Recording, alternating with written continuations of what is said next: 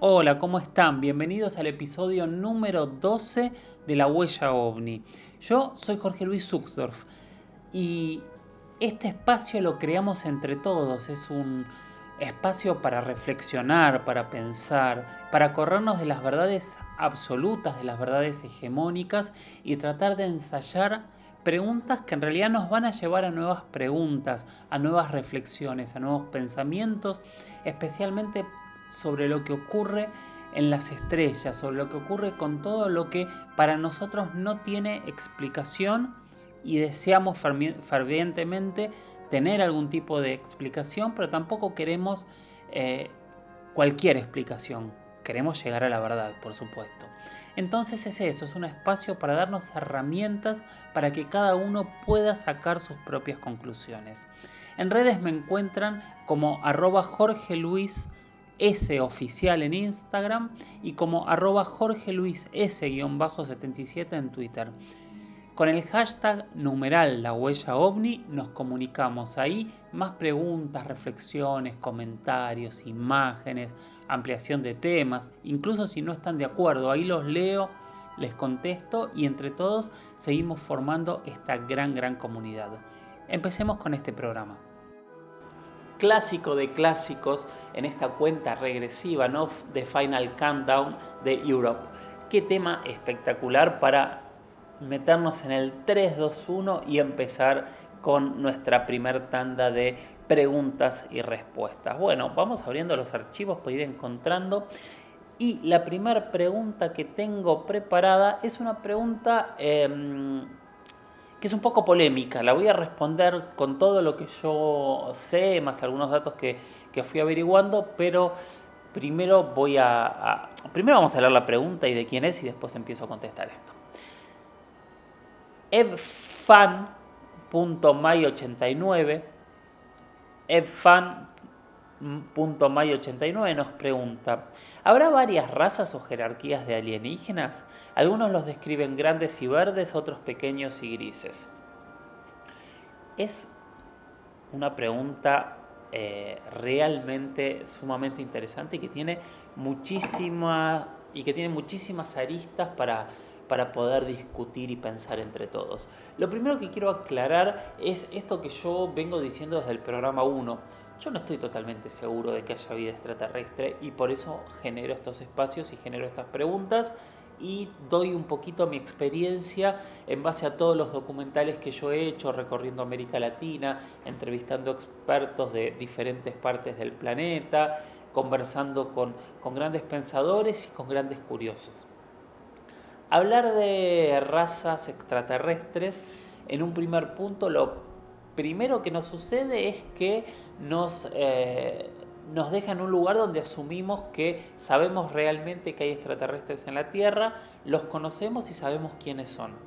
Hay gente que afirma esto, yo no he visto las pruebas para poder afirmarlo, pero haciendo esta salvedad vamos a empezar a hablar de algunas de estas razas que se hablan, que están en la Tierra, o razas extraterrestres que algunos contactados nos han explicado que según ellos existen.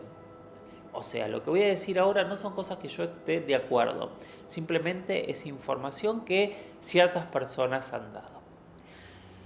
Los primeros que vamos a hablar son los nórdicos. Los nórdicos son unos seres rubios, muy altos.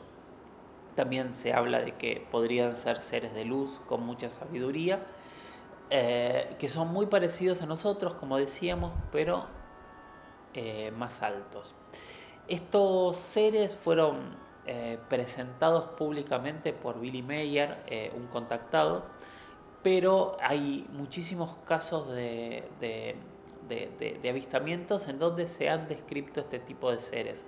Yo recuerdo uno de los casos que de hoy me volvieron a preguntar, ya hablé la semana pasada y vamos a ampliar, pero Belaide, que fue la médica que curó a los quemados en Isla Colares en Brasil, cuando yo la entrevistaba, ella me contó una situación que quedó fuera del relato nuestro, que ella uno de esos días, mientras estaba curando a los quemados de Isla Colares en Brasil en la década del 70, vio una nave que bajaba sobre su auto y dentro de la nave ella comenta, de hecho me lo comentó a mí, que vio unos seres rubios muy altos manejando o piloteando o estando dentro de, de esta enorme nave. Los nórdicos entonces son seres que se los asocia con sabiduría, se los asocia con ser seres que de alguna manera podrían guiar a la humanidad hacia un mejor estadio. ¿Será verdad? ¿No lo será? No lo sé. Solo estamos contando investigaciones hechas por otras personas. Los pleyadianos también, que obviamente vienen de las Pléyades,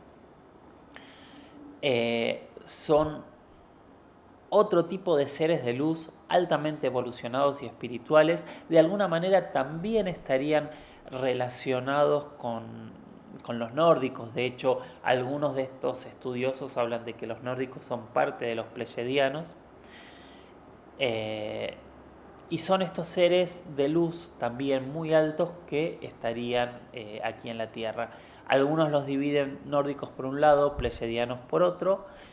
Otros los toman como parte de la misma raza. También se habla de los andromedanos, que sería una raza de la constelación de Andrómeda, que en realidad serían miles de razas extraterrestres que vienen desde esta constelación, que son parecidos a los humanos también, similares a los nórdicos, pero lo que hablan de los andromedianos es que tendrían una piel muy muy blanca, casi transparente, y en algunas otras descripciones se habla de pieles azuladas, o sea, de seres humanos azules. Casi los pitufos, si no fuese porque son realmente muy altos, podríamos estar hablando de los pitufos. Otra de las razas es los Anunnaki. Los Anunnaki en realidad son dioses sumerios, o sea, son dioses de la primera civilización que tuvo escritura en la Tierra hace 6.000 años, o sea, en el 4000 a.C., es el momento donde empieza la historia, y los Anunnaki serían una raza con formas de animales de alguna manera, que habrían llegado, según se dice, de Nibiru. Nibiru es aquel famoso planeta X, el planeta extra del sistema solar, que hay mucha gente que afirma al día de hoy todavía que existe y que tiene una gran interrelación con nuestra Tierra, pero como tiene una órbita tan grande alrededor del Sol, faltaría muchísimo tiempo para poder verlo, y hace mucho que no se lo vio. De ahí podrían venir esta raza que son los Anunnakis, y que un poco lo que hablan este tipo de investigadores es que los Anunnakis habrían realizado algún tipo de experimento antes del Homo sapiens y que son los verdaderos creadores del ser humano y de nuestra civilización. Hemos hablado, creo yo, de dioses y de cómo en todas las religiones hay dioses que vienen de las estrellas, nos crean y nos dan tecnología y cultura. Bueno, ese es un poco para muchos de estos investigadores la función que han realizado los Anunnakis en la Tierra. Hay un montón más, nos quedan hablar de los grises, nos quedan hablar de los reptilianos, pero me parece que como primer tema, para seguir hablando en otro momento, podemos seguir conversando de los reptilianos. Igual ya hemos hablado de los grises, aún no los hemos tocado, pero ya hablaremos también de ellos.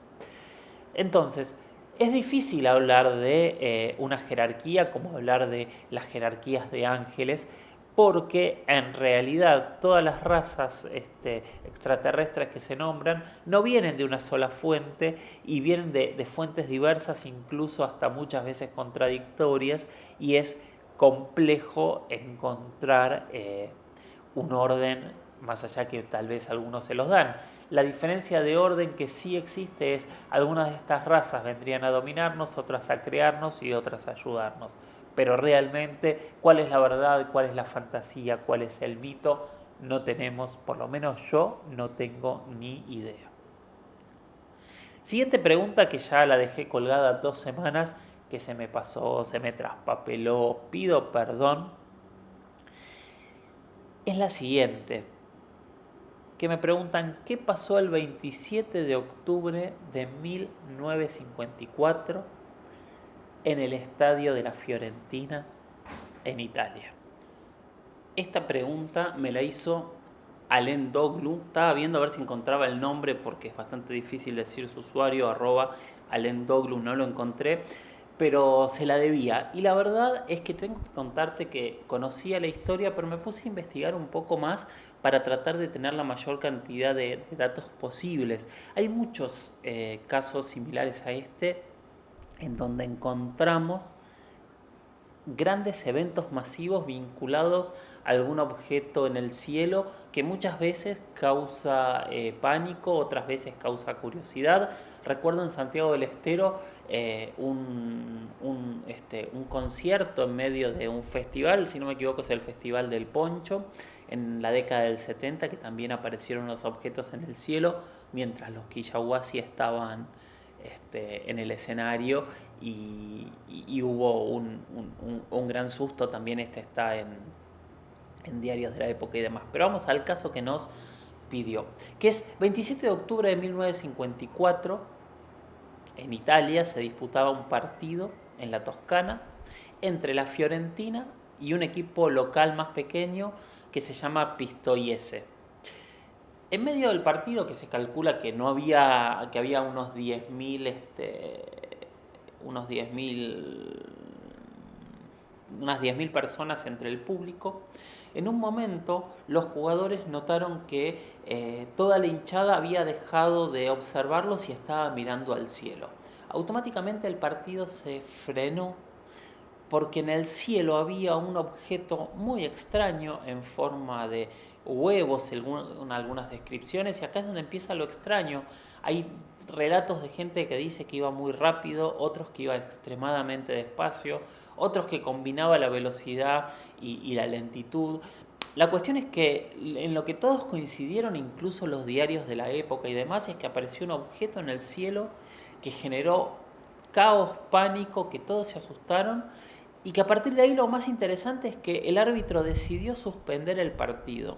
Y al día siguiente, esta noticia fue tapa de diarios de toda Europa. Al día de hoy nadie sabe qué fue realmente lo que ocurrió en este partido de la Fiorentina, pero sí hay suficiente información para contar que lo que sí ocurrió ese día es que un ovni visitó un estadio de fútbol y generó uno de los caos más complejos que se dieron hasta el día de hoy. Casi 50 años, más de 50 años. Yo no sé contar, ese es un problema enorme. Más de 50 años después. Espero que haber respondido en parte esta pregunta. La verdad que es un caso para tratar de encontrar, a ver si queda algún testigo vivo, de tratar de hacer un gran documental, porque es un tema súper increíble y hay una cantidad de pruebas que llaman la atención. Y hay sí muchísimos casos y videos de esferas. De hecho, si alguno tiene alguno que quiera publicar como para buscar ejemplos, busquemos casos de esferas y pongámoslas en Twitter con el hashtag La Huella OVNI a ver qué es lo que encontramos y qué es lo que hay. Bien, tercera y última pregunta de esta primera parte. Hablamos de Salta, hablamos de Capilla del Señor en su momento, hablamos de Victoria, Entre Ríos, como algunos de los lugares donde se genera mayor cantidad de avistajes en nuestro país. En nuestro país hablamos, por quien escucha fuera de Argentina, estamos hablando de Argentina. Y hay una pregunta que no tengo de quién es y pido disculpas, pero seguramente en mi otro archivo sí lo tengo, porque tengo dos archivos abiertos, que es Kenichi, @Kenichi_Ino con H. Dice, no es Kenichi el que hace esta pregunta. A ver quién es el que hace la pregunta de Cachi. Aquí está Sebas, @SebasMauro, perdón SebasMauro, @SebasMauro pregunta: en Cachi, Salta hay un ovnipuerto, no pude visitarlo, pero por lo que sé es de alguien que aseguró tener contactos y luego se fue. No era una persona del lugar, sino un foráneo, que pasó allí unos años, pero creo que en contactos con pueblos originarios. Gente de conciencia alta, dice Sebas, para Bien, Salta es uno de los lugares donde hay una mayor cantidad de avistamientos que llaman la atención y sorprenden muchísimo, porque hay casos de ovnis caídos, de los cuales algunos ya hemos hablado, hay casos de avistamientos constantemente, y hace algunos años apareció este señor, que es un suizo, que se llama Bernard Halisi, que dijo que tenía contacto con seres de otras partes del universo y que ellos le habían recomendado hacer este omnipuerto para que en algún momento ellos pudiesen llegar y bajar. La realidad es que empezó a construirlo en el año 2008, después desapareció algunos años, nadie sabe dónde estaba y finalmente en el año 2012 lo terminó. Hoy es un atractivo turístico de Cachi. Cachi es un pueblo de montaña hermoso, muy colonial, con piedras, un pueblo típico de esa región de Salta, y muy cerca del pueblo está este omnipuerto, que es una especie de estrella blanca de 36 puntas que tiene unos 48 metros de diámetro y está acompañado de otros objetos alrededor. Lo que en su momento afirmó este contactado o este declarado contactado fue que en algún momento en este lugar bajaría algún tipo de nave espacial. No lo sabemos, hasta el día de hoy ese objeto sigue instalado allí en Cachi, hoy es uno de los atractivos turísticos de la zona y es una de estas grandes preguntas, al igual que el mirador de ovnis que se hizo en Las Ovejas en Neuquén, al igual que todo lo que ocurre alrededor del Uritorco y de Capilla del Monte, alrededor de lo que ocurre en la laguna del Pescado en Victoria. Son muchos lugares donde ocurren cosas que no tenemos explicación y hay personas intentando darnos algún tipo de explicación de qué es lo que está ocurriendo en estos lugares. Bien, vamos a ir al segundo tema. Siguiente pregunta.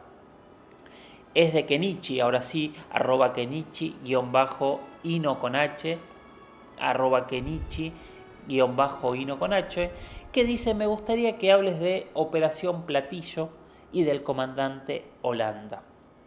La semana pasada justamente estuvimos tocando parte del tema de Operación Platillo, Operación Prato, Chupa Chupa. Con todos estos nombres, si empiezan a googlear, van a encontrar muchísimo material. De hecho, hay en las redes un documental mío que yo hice. Yo estuve en el lugar, estuve en esta isla que en 1977 es una isla muy chiquitita, muy pequeña, en medio del Amazonas, a unos 130 kilómetros de la ciudad de Belém do Pará, en el estado de Pará, en el norte de Brasil. Allá estos pescadores empezaron a denunciar que unas luces aparecían en el cielo, los paralizaban y les sacaban una gota de sangre. Bien, todo esto ya lo contamos cuando hablamos la semana pasada de ovnis belicosos u ataques. Pero hoy lo que me pregunta Kenichi es que hable de el comandante de la Operación Prato. El comandante de la Operación Prato fue Holanda Lima. Holanda Lima fue un militar que con el tiempo se supo que ya había tenido algún tipo de experiencias extrañas, un tanto paranormales, pero que fue el responsable por parte de la Fuerza Aérea de Brasil de investigar qué es lo que estaba ocurriendo en la isla de Colares, en Isla Colares. Así que fue el que dirigió durante muchos meses toda la investigación desde las playas de la isla, intentando grabar, filmar y comprender qué era lo que ocurría. Según se dijo y después se comprobó, ellos lograron tomar muchísimas fotos, lograron realizar muchísimas entrevistas con los testigos e incluso habrían logrado filmar algunos de estos objetos. Los objetos están, ahora vamos a ir poniendo algunas de las fotos de los objetos para que vean las luces que han sacado, y van a ver que las fotos tienen como el reverso donde tienen las marcas de de la Fuerza Aérea que dan la veracidad de estas fotos. No significa que sean extraterrestres para ellos, simplemente que realmente fueron tomadas durante esta investigación. Bien, como yo les contaba, sorprendentemente un día la Operación Prato se levantó. Se fueron los militares de la isla y nunca más se supo qué había ocurrido. Sabemos que tiempo después Holanda Lima se retiró del ejército y, según él mismo contó, siguió investigando temas ufológicos de manera independiente. Todo fue normal y nunca más se supo nada de la Operación Prato, hasta que años después Holanda Lima decidió dar una entrevista con Ademar Shebaer en la revista UFO. En esa entrevista, por primera vez, Holanda Lima confirmó lo que todos suponían, que él había estado a cargo de esa operación, pero fue muchísimo más allá. Él confirmó que habían tomado fotos, que había filmaciones, y lo más fuerte que confirmó es que él había o habría tenido algún tipo de contacto con los supuestos seres que manejaban estos objetos que volaban. A partir de ahí todo cambió. Lo que pasa es que fue la única vez que Holanda Lima pudo hablar de este tema públicamente, porque un par de semanas después de esta entrevista fue encontrado en su casa ahorcado con su propio cinturón, algo que se dijo y se sostiene hasta el día de hoy que fue un suicidio. Y ahí se cayó, ahí quedó el tema. Él se cayó, por supuesto, el tema. Estoy hablando, se cayó para siempre, creyeron los ufólogos y los investigadores en ese momento. Pero pocos años después, a principios de la década del 2000, este mismo grupo de investigadores logró que la Fuerza Aérea de Brasil empezase a desclasificar algunos casos que habían investigado de temas ovnis, y sorprendentemente entre esas primeras fojas, esas primeras carpetas que encontraron, estaba Operación Prato y algunas de las cosas que Holanda Lima había confirmado se rechequearon en esa información que aparecía. No fueron encontrados, o hasta el día de hoy no fueron desclasificados, si realmente había videos, si había filmaciones. No se confirmó ningún tipo de encuentro con ningún tipo de ser, como sí afirmó Holanda Lima, pero sí, como dije al principio, están las fotos y está la confirmación de que esta investigación existió y que esta enorme histeria colectiva que dejó una isla vacía en un 70% de su población, este incidente fue real, ocurrió y algo quemaba a los pescadores y a los pobladores de la isla. Día de hoy no sabemos qué fue, pero es un caso que realmente yo les recomiendo que hablemos en detalle si quieren, que discutamos y que investiguen cada uno por su lado, porque es sumamente rico, hay muchísima información y muchísimos documentales. En lo personal, por supuesto, les recomiendo el mío, que es el capítulo 10 de la primera temporada de Contacto Extraterrestre, OVNIs y Ataques. Ahí van a tener todo nuestro viaje a Isla Colares, todo nuestro recorrido por la isla, todas nuestras conversaciones con los testigos, todos los análisis que fuimos realizando y a las conclusiones que nosotros llegamos 35 años después de que ocurrió este incidente que es único en el mundo, realmente es único por las pruebas, por la cantidad de testigos y por las características de los hechos. Gracias por haber participado del episodio número 12 de La Huella OVNI. Gracias por estar ahí, por entre todos crear este formato, este programa, este espacio para reflexionar, para pensar, para intentar llegar todos juntos a diferentes conclusiones, no casarnos con verdades absolutas, no casarnos con verdades hegemónicas. A mí me encuentran en redes, en Instagram soy @JorgeLuisS oficial y en Twitter soy @JorgeLuisS_77. Hashtag numeral La Huella OVNI, ahí nos comunicamos. Gracias por estar y sigan mirando al cielo, sigan preguntándose qué es lo que hay, sigan aceptando que no tenemos respuestas, tenemos preguntas y tal vez de esa manera algún día vamos a poder llegar a las conclusiones definitivas. Gracias por estar del otro lado. Hasta la próxima. Chau, chau.